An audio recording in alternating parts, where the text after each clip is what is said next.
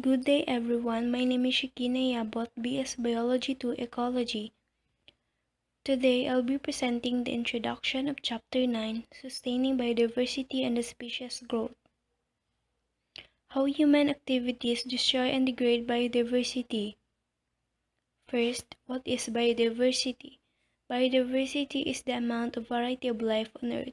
It is the number of different species of plants, animals, and microorganisms.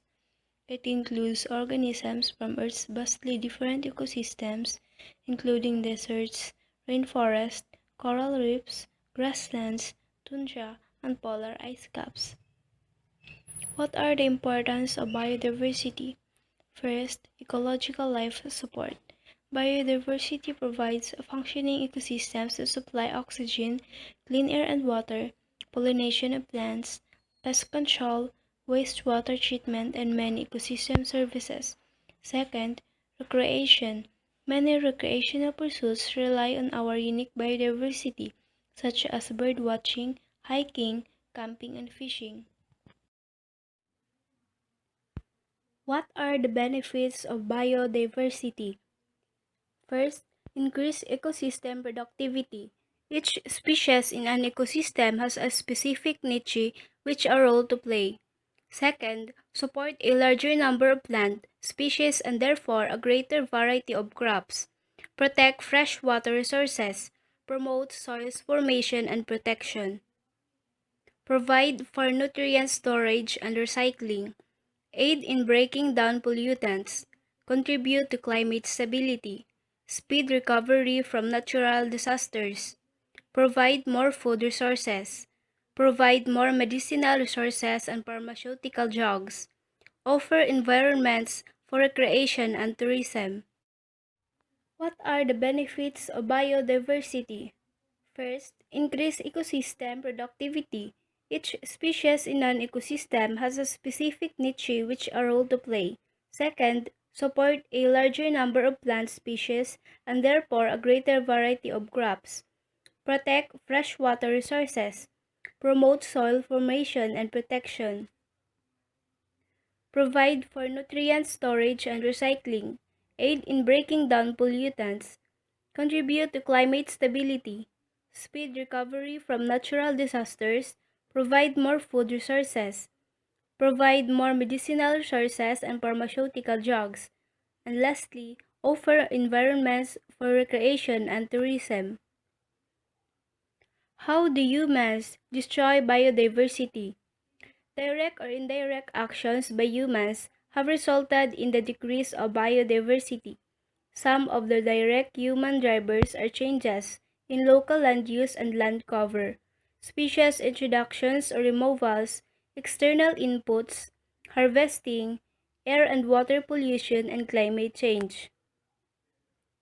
Habitat fragmentation and loss are considered as being the main cause of the loss of biodiversity and degradation of the ecosystem all over the world.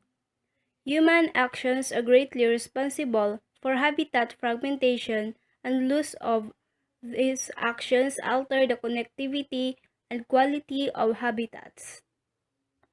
Changes like these have triggered climate change, soil erosion, poor air quality, and undrinkable water. These negative impacts can affect human behavior and can prompt mass migrations or battles over the clean water. There are four examples. First, overpopulation. Second, pollution. Third, burning fossil fuels. Fourth, deforestation. Overpopulation. More than 800 million people currently do not get enough food to meet their nutritional needs every day. Meanwhile, 650 million are obese. People go hungry not because there is insufficient food, but because our global economic system distributes it unfairly. That's why population and family size is an issue in both developed and developing countries where affluence and consumption is high. Reducing the number of new consumers is an effective permanent way of reducing the drain they place on resources as well as their environmental impact. What is the negative effects of population growth? At the extreme, other countries are experiencing negative population growth. Again, this means more deaths and immigration, or the leaving of a country than births and immigration or entering a country. Negative population growth can be good in an area that is overpopulated but not in a stable environment. How does negative population growth affect the economy? The possible impacts of a declining population that leads to permanent recessions are decline in basic services and infrastructure. If the GDP or growth develop, how does how does negative population growth affect the economy? The possible impacts of a declining population that leads to permanent recessions are decline in basic services and infrastructure. If the GDP of a community declines, there is less demand for basic services such as hotels, restaurants, and shops. The employment in these sectors then suffers. Pollution. As with every environmental problem, where there are many resolutions, pollution. As with every environmental problem, while there are many solutions to pollution, adding more people to the population adds more polluters and makes those solutions less effective. While rich countries produce more plastic waste per person, for instance, poor regions where population growth outstrips the infrastructure to dispose of waste may contribute more plastic overall. What is the negative effect of pollution in humans' health? First, exposure to high levels of air pollution can cause a variety of adverse health outcomes. It increases the risk of respiratory infections, heart disease, and lung cancer. Both short and long-term exposure to air pollutants have been associated with health impacts. More severe impacts affect people who are already ill. Different types of pollution. Water pollution can cause water to become toxic to humans and the environment. Water is an essential resource for all life on Earth. Air pollution can damage crops and trees in a variety of ways. Ground level ozone can lead to reductions in agricultural crop and commercial forest yields. Noise pollution can cause health problems for people and wildlife, both land and in the sea. From traffic noise to rock concerts, loud or inescapable sounds can cause hearing loss, stress, and high blood pressure. Land pollution is a result of dumping garbage, waste, and other toxins, making the land contaminated or polluted. The source of land pollution comes from the human element, such as littering and waste that is washed ashore from boats, oil rigs, and sewage outlets. Burning fossil fuels. Fuels such as coal, petroleum release unburned particles in the environment.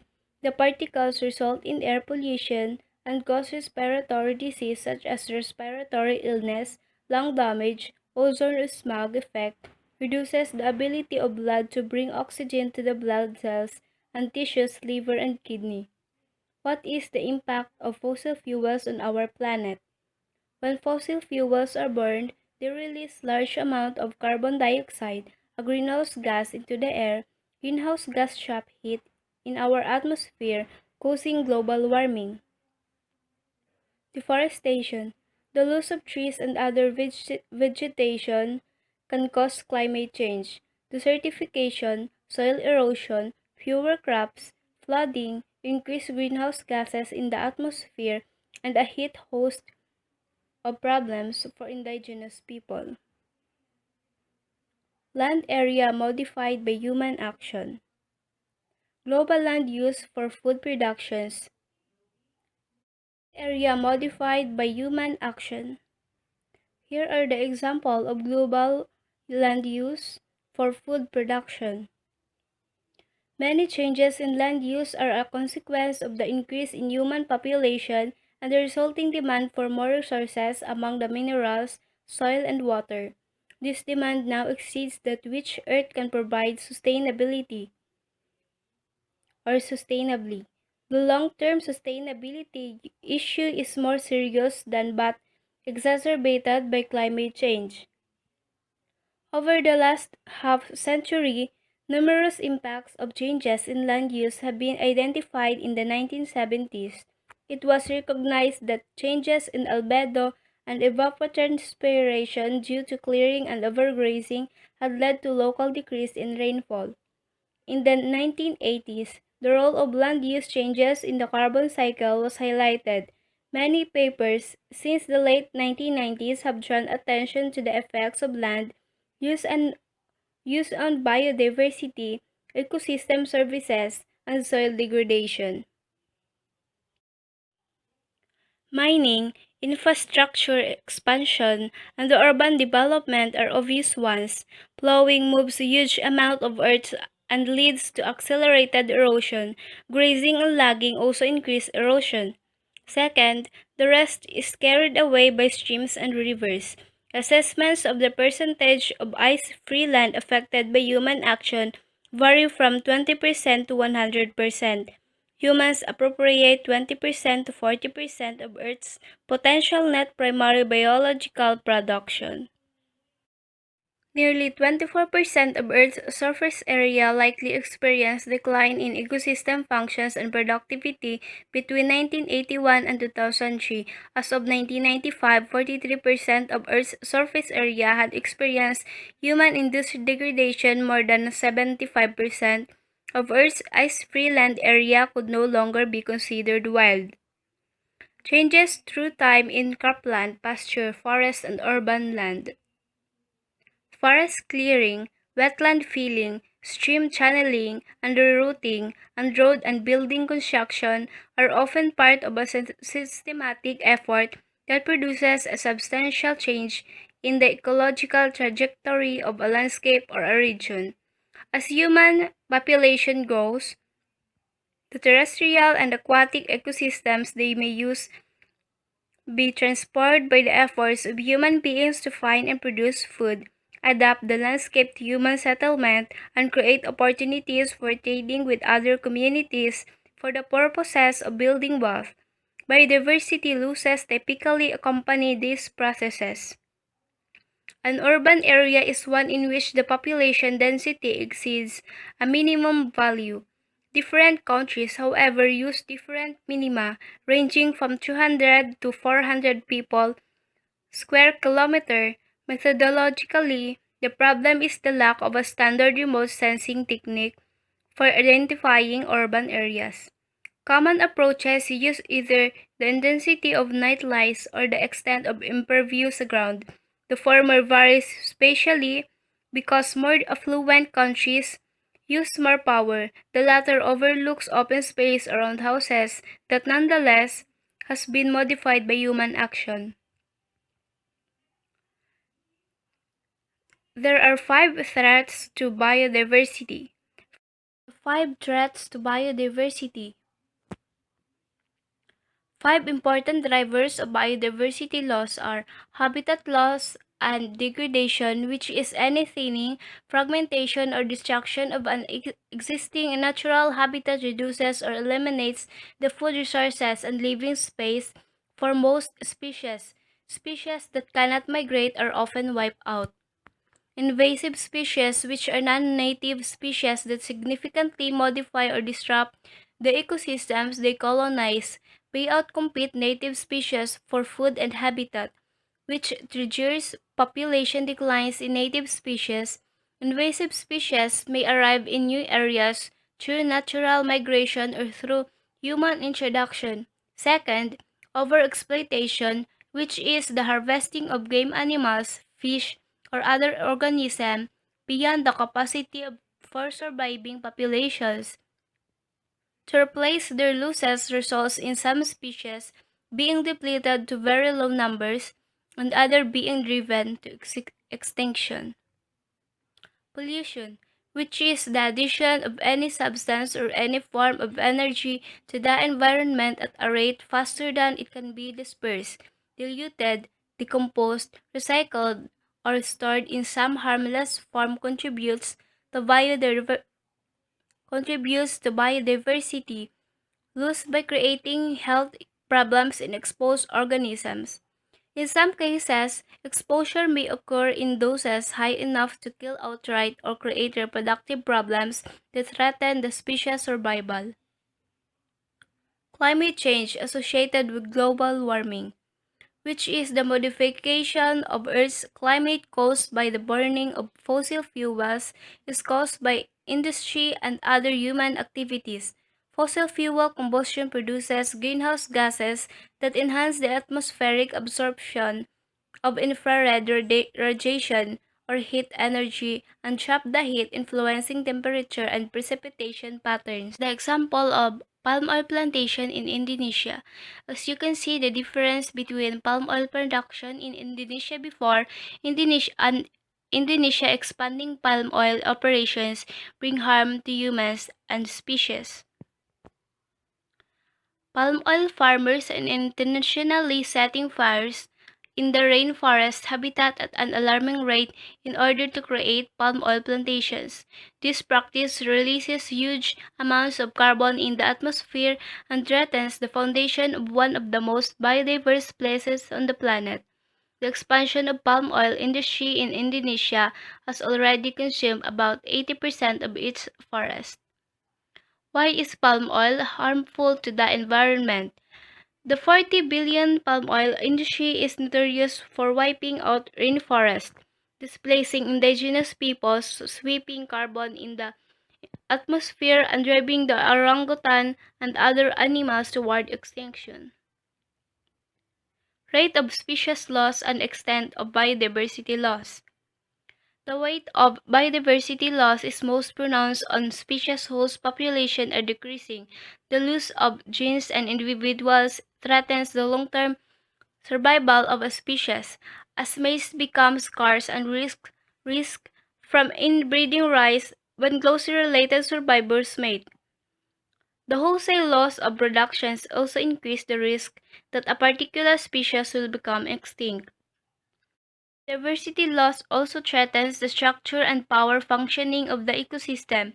Although all ecosystems are able to adapt to the stresses associated with reductions in biodiversity to some degree, biodiversity loss reduces an ecosystem's complexity as roles once played by multiple interacting species or multiple interacting individuals are played by fewer or none. Species extinction is species extinction. The extinction of any species is an irreversible loss of part of the biological richness of the earth. Second, extinction can be a natural occurrence caused by an unpredictable catastrophe, chronic environmental stress, or ecological interactions such as competition, disease, or predation. Why should we take care about biodiversity? Use value or usefulness in terms of economic and ecological services. Non-use value, existence value or intrinsic value, aesthetic value, bequest value. Importance of wild species. While species have value economic and ecological which are important to the earth, we are destroying species biodiversity more quickly than new species can evolve. It will take 5 million years for speciation to rebuild the animals and plants we will destroy in 100 years. We should preserve species for their instrumental value. B. Some of the economic and ecological benefits of present species have not even been identified. We are destroying our chance for a future. Medicinal properties are found in many plants and some animals. Genetic information in species helps adapt and produce new species. This information can be used to develop food and medicines for people. Wild species provide a bank of genetic information. Third, recreational value is provided by plants and animals. 4. Ecotourism generates money to help poor countries. Preserving plants and animals is much more economically wise than destroying them. A. A male lion's skin is worth $1,000. A male lion living for 7 years produces $515,000 in tourist dollars. B. Bats, often targeted for destruction by man. feed on crop-damaging insects and pollinate flowers as well as distribute plants by excreting undigested seeds. Bats are keystone species in the tropics. Three levels of species extinctions are local, ecological, and biological. First, local extinction occurs when a species disappears from an area in which it once inhabited but is found elsewhere in the world. B. Ecological extinction occurs when the number of members of a particular species is so low that they cannot fulfill their ecological roles in their biological communities. C. Biological extinction occurs when species has disappeared from the earth. Species heading toward biological extinctions are either endangered or threatened. Ecological smoke alarms. 1. Endangered species are so few in number that the species could soon become extinct overall or part of its natural range. 2. Threatened or vulnerable species is still abundant in its natural range, but because of loss in numbers is likely to become endangered in the near future. Here are the examples. Estimating species extinction. Extinction takes a long time to happen and is difficult to measure. It needs a long-term population data. Only identified 1.7 million of the world's 4 to 100 million species, or likely about 14 million. Species extinction. Some species have characteristics that make them vulnerable to ecological and biological extinction. Third, the first species to go tend to be the big, the slow, and the tasty ones whose valuable parts can be sold. The passenger pigeon represents lost natural capital primarily because of overhunting and habitat destruction directly attributable to man. 5. A survey in 2000 found that about one-third of 21,000 animal and plant species in the U.S. are vulnerable to premature extinction. Biologists use measurement and models to estimate extinction rates. 1. Background extinction, mass extinctions, and mass depletions account for a loss of 99.9% of all species that have ever existed. 2. Extinction spasm describes the loss of large number of species within a few centuries. Third, predicting extinctions is always difficult because of three factors. A. Extinction usually takes a long time and is difficult to document or prove. B. A small percentage of the world's species have been identified. C. We know very little about most of the world's identified species. Various methods are used to estimate extinction rates. One approach is to study past records, documenting extinction since man came on the scene. B. The World's Conservation Union has kept red lists that are the world standard for listing all threatened species throughout the world. They provide baseline information on change in biodiversity over time. C. Define the number of species increases as the size of an area increases, or species-area relationship. D. When an area decreases by 90%, about 50% of the species there become extinct. E. Use models to estimate a species extinction risk by predicting population size, habitat changes, availability, and species interaction. F. Estimates of future extinction vary due to different assumptions about total species number and the proportion found in the tropics, rate of clearance of tropics, reliability of methods. 5. Human activities affect extinction rates. Currently, the rate of extinction is estimated to be 1,000 to 10,000 times the rate before mankind existed. B. Using estimated extinction rates, 20% of the world's present plant and animal species will be gone by 2030. 50% would vanish by 2099. 6. Greater extinction rates than predicted are likely because of several factors. A. Species loss and biodiversity loss will likely increase because of exponential population growth. B. biologically diverse areas or hotspots, rate of extinction may be as high as 25 to 50%. The extinction rate in these hotspots deserves special attention. C. Possible colonization sites for new species are being eliminated, degraded, and simplified by human activities so that new species cannot arise. By reducing this rate of speciation, we are creating a speciation crisis such as crisis may contribute to dominance of the world by species with survival cockroaches, rats, and weeds and contribute to the permanent decline of Earth's variety of species and habitats. D. A precautionary strategy to prevent a significant decrease in the genetic, species, ecological, and functional diversity of the Earth is necessary. Review the rate of extinction, background, and mass extinction. Background extinction refers to the normal extinction rate. These are species that go extinct simply because not all life can be sustained on Earth, and some species simply cannot survive. Mass extinction is a widespread event that wipes out the majority, over 50% of living plants and animals.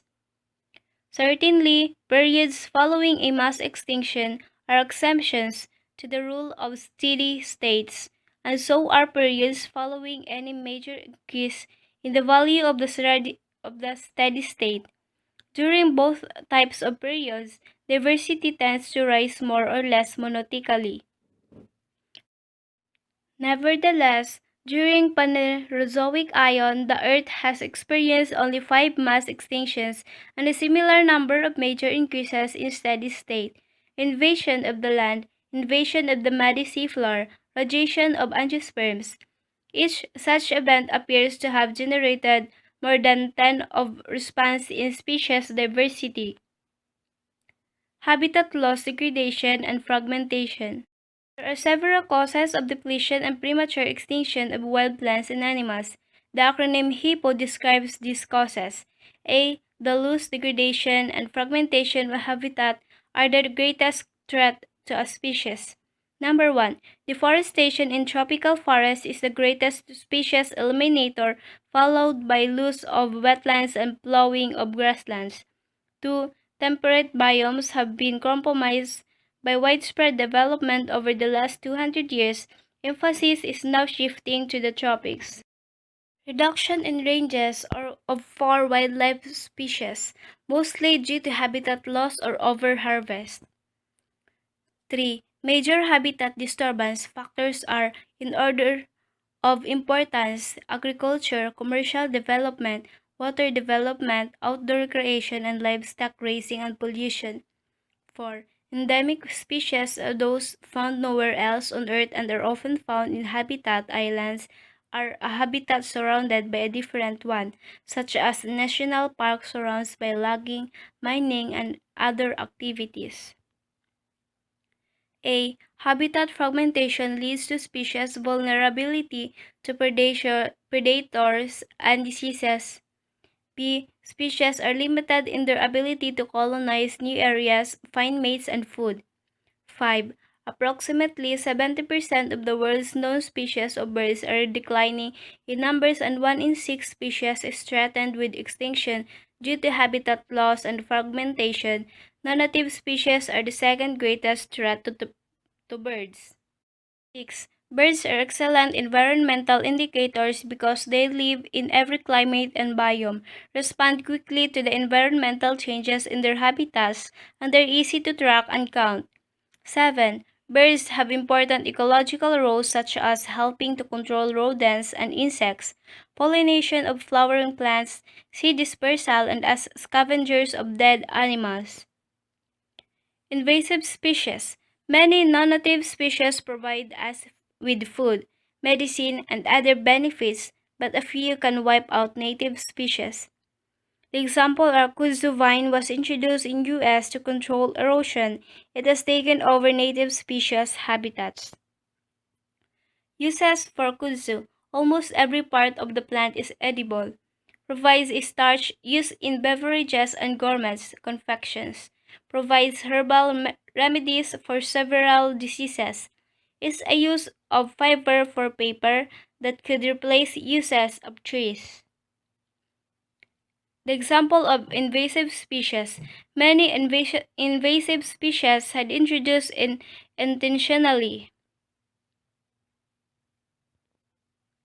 Conservation of biodiversity.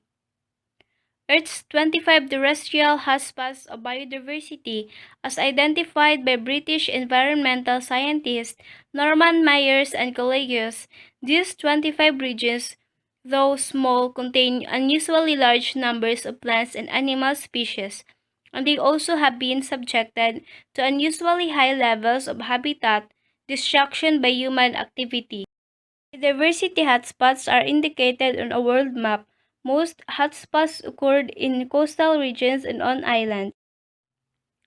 Percent extinction occurrences, as reflected in the fossil record, have fluctuated throughout Earth's history. Sudden and dramatic losses of biodiversity called mass extinction have occurred 5 times.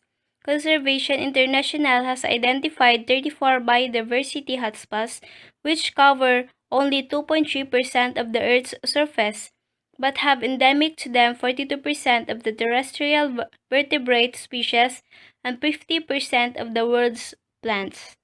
Diversity change through geological time.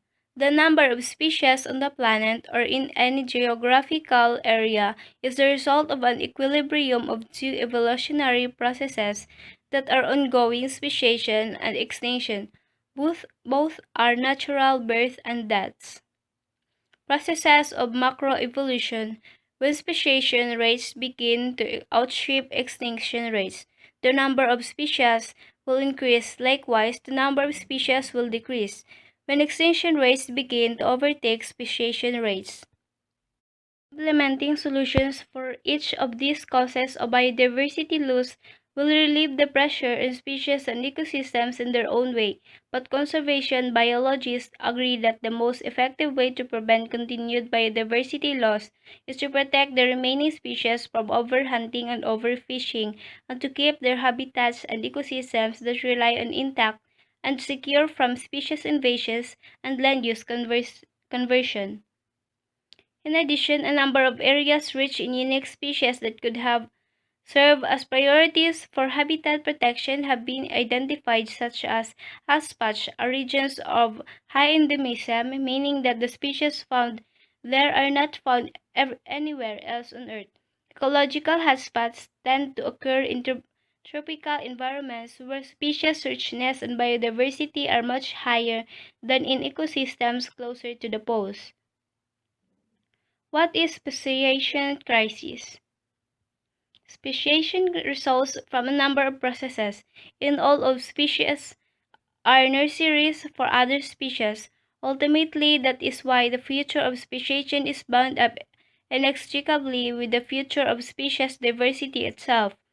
But the connection is even more interesting than that. Both rates, speciation, and extinction depend in part of geographical ranges sizes of species. Larger ranges tend to increase the speciation rates and decrease the extinction rates of otherwise similar species.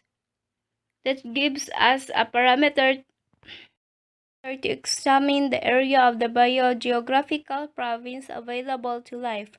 Other things being equal, the larger the provincial area, the larger the average species range and speciation rate, and the smaller the extinction rate. Some impatient types have complained that these predicted extinctions have not happened. In some cases, no doubt, their analyses have been flawed. But another factor had been at work. Conservation's two strategies have stayed the imposition of the island equation and may even have reduced its severity, focusing on preserving the habitats most likely to vanish entirely. We considerably reduce the likelihood that any species would lose everything, including its. Why endangered species matter? The Endangered Species Act, or ESA, was established in 1973 to protect imperiled species and the ecosystem upon which they depend, and to help them recover. The Trump administration has put forth a number of proposals that would weaken the ESA. These include measures to allow for a consideration of economic impacts when enforcing the ESA, ending the practice of automatically giving threatened species the same protection as endangered species, and making it easier to remove species from the endangered list.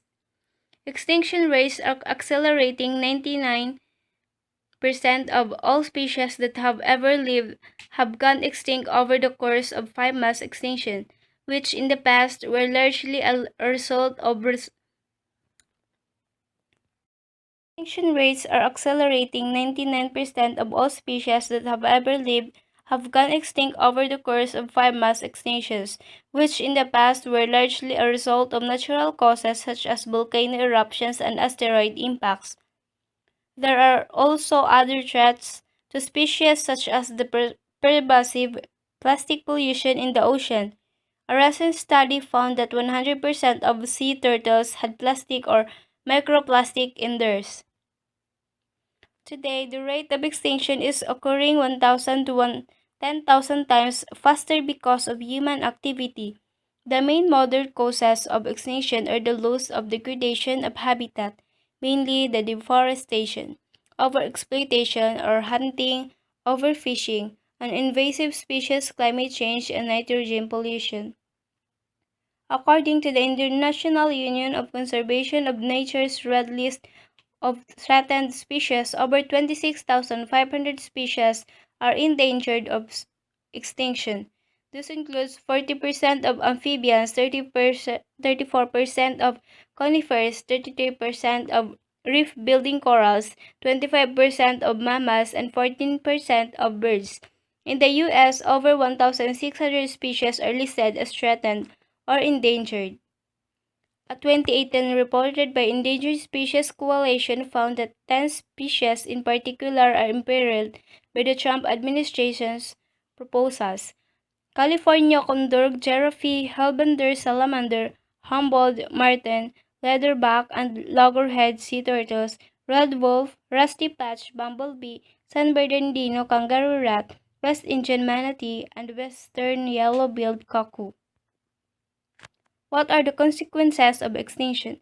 If a species has a unique function in its ecosystem, its loss can prompt cascading effects through the food chain or trophic cascade, impacting other species and the ecosystem itself.